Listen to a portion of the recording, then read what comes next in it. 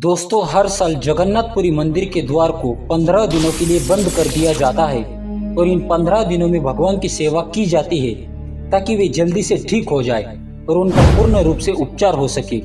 जी हाँ, ये कोई कहानी नहीं है, ये पूर्ण स्वरूप से प्रतिमाओं को 108 घड़े के जल से स्नान कराया जाता है। इस स्नान के बाद तीनों देवता यानी कि भगवान जगन्नाथ, उनके भाई बलभद्र और बहन सुभद्रा बीमार पड़ जाते हैं और फिर वह एकांतवास में चले जाते हैं। इस दिन से अगले 15 दिनों तक जगन्नाथ भगवान बीमार रहते हैं। 15 दिन के लिए मंदिर के द्वार बंद कर दिए जाते हैं और उनकी रसोई बंद कर दी जाती है। 15 दिनों तक जगन्नाथ भगवान को अलग अलग प्रकार के काढ़ों का भोग लगाया जाता है। 15 दिन बाद जब वो पूरी तरह से ठीक होते हैं तो उस दिन जगन्नाथ रथ यात्रा होती है, जिनके दर्शन हेतु असंख्य भक्त उमड़ते हैं। भगवान जगन्नाथ का एक भक्त था जिनका नाम माधव दास था। जगन्नाथ प्रभु के दर्शन करते थे और उन्हीं को अपना सखा मानते थे और प्रभु के साथ खेलते थे। प्रभु उनके साथ अनेक प्रकार की लीलाएं किया करते थे और ऐसे ही भक्त माधवदास जी अपनी मस्ती में मगन रहते थे। एक बार माधवदास जी को अतिसार अर्थात उल्टी दस्त का रोग हो गया। वह इतने दुर्बल हो गए कि उठ बैठ तक नहीं सकते थे। जब तक उनसे बना वे अपना कार्य स्वयं करते रहे और किसी से सहायता नहीं मांगी और वो उठने बैठने भी असमर्थ हो गए। तब श्री जगन्नाथ जी स्वयं सेवक बनकर उनके घर पहुंचे। अपने प्रिय भक्त के लिए प्रभु क्या क्या नहीं करते, क्योंकि माधवदास जी का रोग इतना बढ़ गया था कि उन्हें पता भी नहीं चलता था कि कब वह मलमूत्र त्याग देते थे। तब माधवदास जी को होश आया, तब उन्होंने तत्काल पहचान लिया कि यह तो मेरे प्रभु ही है। एक दिन माधवदास जी ने प्रभु से पूछ लिया, हे प्रभु, आप तो त्रिभुवन के स्वामी हैं, आप मेरी सेवा कर रहे हो। आप चाहते तो मेरा ये रोग भी दूर कर सकते थे। रोग दूर कर देते तो ये सेवा ही नहीं करनी पड़ता आपको।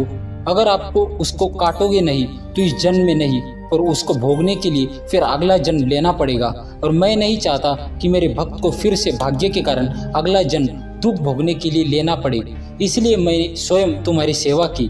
लेकिन अगर फिर भी तुम कह रहे हो तो भक्त की बात भी नहीं टाल सकता। और फिर 15 दिन का वो रोग प्रभु जगन्नाथ ने माधवदास जी से ले लिया।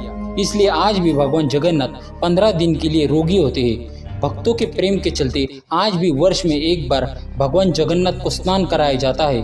कभी भी बंद नहाने वाले भगवान जगन्नाथ की रसोई इन 15 दिनों के लिए बंद कर दी जाती है। इन 15 दिनों में भगवान को 56 भोग नहीं खिलाया जाता, उसकी जगह इन 15 दिनों भगवान को काढ़ों का भोग लगाया जाता है। इस दौरान भगवान को आयुर्वेदिक जड़ी बूटियों का भी भोग लगाया जाता है।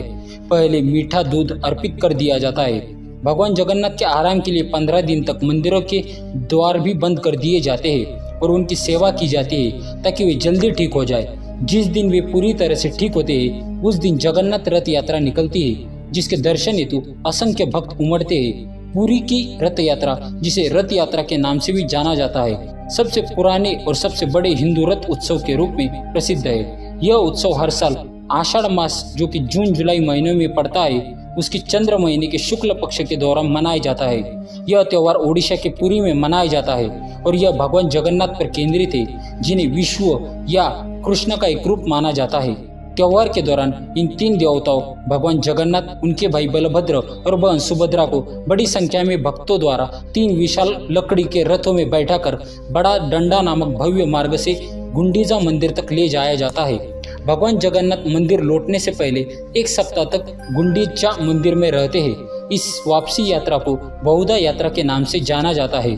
भगवान जगन्नाथ, जिन्हें भगवान विष्णु का अवतार और ब्रह्मांड का शासक माना जाता है, वार्षिक रथ यात्रा रथ उत्सव के मुख्य पात्र है। ये पवित्र त्रिदेव की गुंडिया मंदिर में उनके जन्म स्थान की 9 दिवसीय यात्रा का समर्पण करता है। हिंदू कैलेंडर के अनुसार रथ यात्रा आषाढ़ माह की द्वितीय तिथि को होती है। विश्व स्तर पर मनाई जाने वाली रथ यात्रा पवित्र त्रिदेव की अपनी मौसी देवी गुंडीचा देवी के मंदिर तक रथ यात्रा से शुरू होती है। रथ यात्रा शुरू होने से पहले हर साल 3 नए रथ बनाए जाते हैं। जगन्नाथ जी के रथ में 16 पहिए होते हैं, बलभद्र महाप्रभु के रथ में 4 पहिए होते हैं और माँ सुभद्रा के रथ में 12 पहिए होते हैं, जिसके लिए हर साल नायागढ़ के दासपल्ल के जंगलों से नई लकड़ी आती है। जगन्नाथपुरी रथ यात्रा न केवल एक धार्मिक आयोजन है, बल्कि यह भारतीय संस्कृति, एकता और आस्था का प्रतीक भी है। यह पर्व हमें यह सिखाता है कि जीवन में कठिनाइयों और चुनौतियों के बावजूद आस्था और भक्ति के साथ आगे बढ़ना चाहिए। इस यात्रा के माध्यम से भगवान जगन्नाथ, बालभद्र और सुभद्रा का भक्तों के बीच आना उनके प्रति लोगों की गहरी श्रद्धा और समर्पण को दर्शाता है। इस पवित्र अवसर पर श्रद्धालु अपने कर्तव्यों और धार्मिक धरोहर की महानता का अनुभव कराती है और हमें यह स्मरण कराती है कि हमारे जीवन में धर्म और आस्था का कितना महत्वपूर्ण स्थान है।